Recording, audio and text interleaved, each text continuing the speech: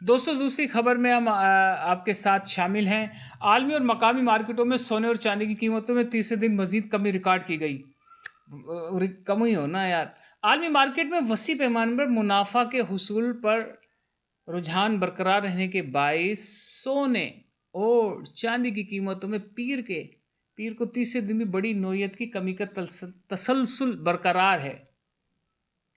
बैनुल-अक़वामी billion market में फी ounce सोने की कीमत मजीद $215 की बड़ी नोयत की कमी से $4,676 की सतह पर आने के बायस मकामी सराफा मार्केटों में भी पीर को फी तोला सोने की कीमत मजीद $21,500 की बड़ी नोयत कमी वाक़या हुई है।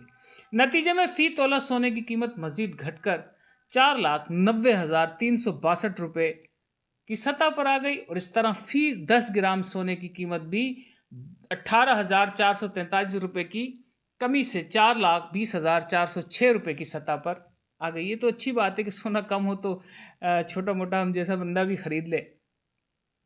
3 रोज के दौरान आलमी सतह पर फी औंस सोने की कीमत $826